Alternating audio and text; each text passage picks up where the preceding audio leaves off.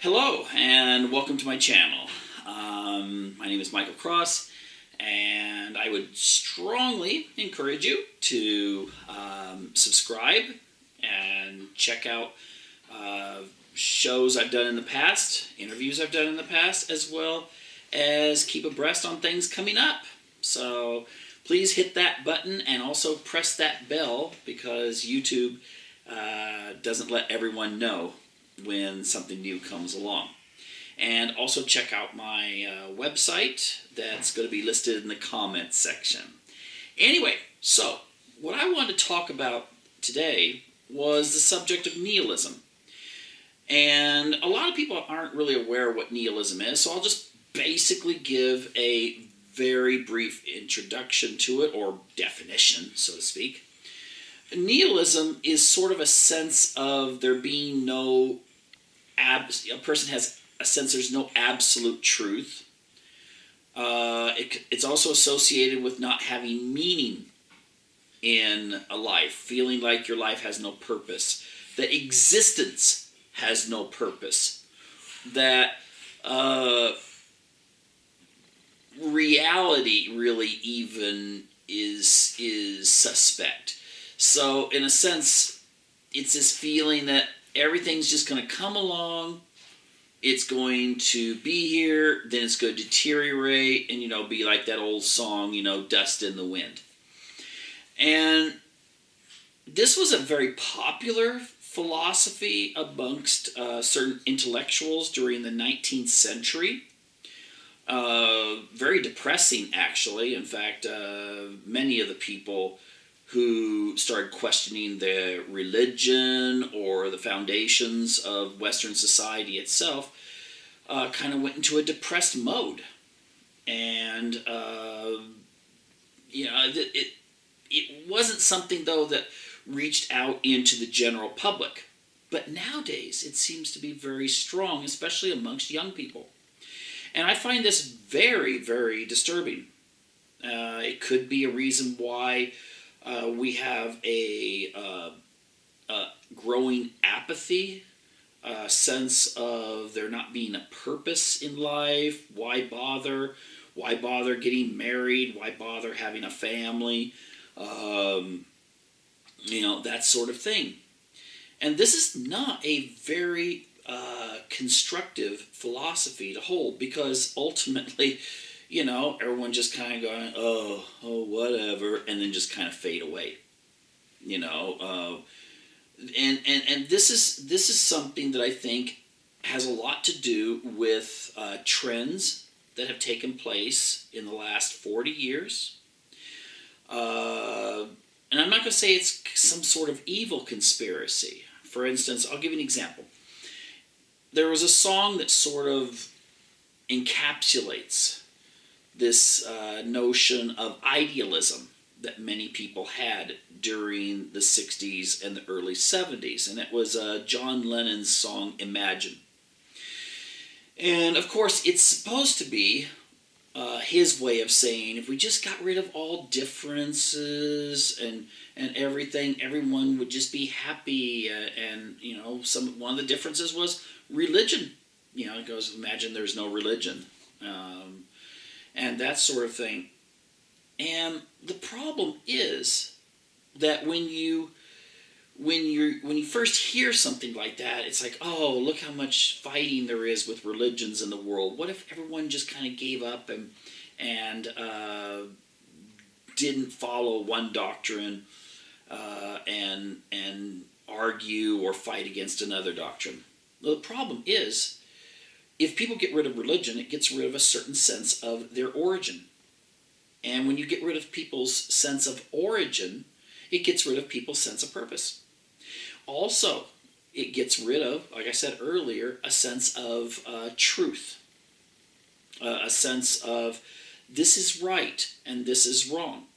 Because if there is no such thing as truth, then everything becomes somewhat open to interpretation. And therefore, you have a situation in which a person can feel very depressed, because human beings are designed to want to live for something, strive for something, whether it's the will to power that Nietzsche talked about, or very related concept, the will to succeed, as spoken of by the psychologist Alfred Adler. It's part of our nature to want to extend ourselves into some sort of cause or tribe or whatever. And nihilism erases that. It gets rid of that sense of there being something bigger than yourself. Because, well, anything that's bigger than yourself that you can't prove or whatever, well, even if you could prove it, the idea is, well, it's just going to fade away too. So a lot of young people today were raised, in this culture that may have started off in kind of this sense of promoting what's been known as postmodernism, with a set of hopes and dreams of community and so forth. But it's a shaky foundation and doesn't lead to any sense of community. Because if you say there is no such thing as community, then why should people have any sense of solidarity with one another? So therefore, that idealism, that again is capulated with what's known as postmodernism, is something that doesn't work out in reality.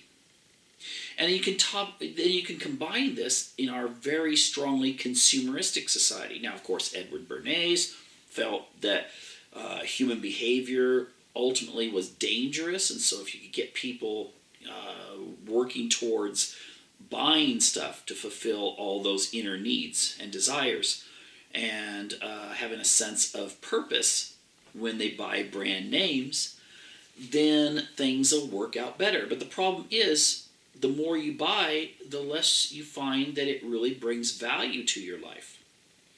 And so therefore, at some point, most people, especially the ones that actually have the affluence that they can afford this wonderful lifestyle that's presented as a dream to the masses in television commercials, magazines, and so forth, they become disillusioned because they've got millions and millions of dollars, and they still don't seem to be any happier than people living in tribes in the savannah. So therefore, consumerism is an empty hope. It's a distraction that can keep people occupied, but it is still empty. So what's the answer to this? What can be done?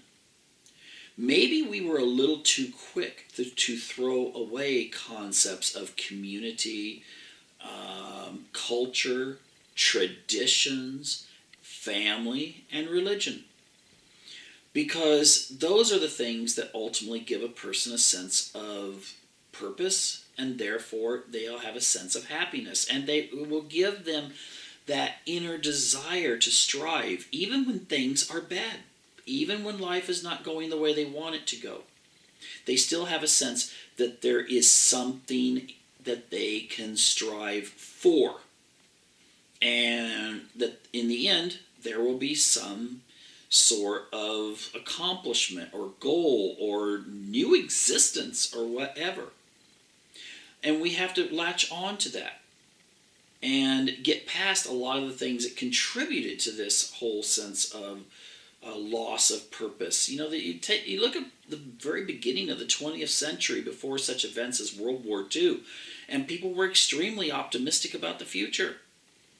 They saw the future as like, yay, it's going to be wonderful. And now we have people going around saying, oh my gosh, we're all gonna die of such things as global warming in the year 2030, and the world's gonna just dissolve, or basically, we all contribute to this. Like when we find out, hey, have you seen what they're doing here? Or there could be a war there or something like that.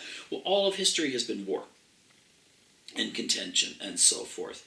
And still people manage to raise families, to find happiness, to find meaning. So my idea ultimately is, first of all, we have to face this concept of nihilism and and try to crack it, to bring it into the light so it'll disappear like a vampire, shoved into the sunlight. We need to incorporate the idea that there is meaning, there is specialness in each and every human being. Everyone's unique. Everyone has potential, and everyone has something they can contribute, and therefore they also have something that they can build upon, and in most cases people will marry and bring forth children and continue the chain of human existence, and not have this idea that, oh, woe is me, and if I fell off a cliff, it wouldn't matter to the existence of the world or whatever. This is something that we need to get rid of, and so I think ultimately we need to try to get back to the traditions, get back to the things that gave us meaning, and kind of throw away this idea that nothing really matters, because it actually does. Thank you, and again, I'd encourage you to hit that subscribe button, and also check out my website, and hope to see you in the future. Take care now.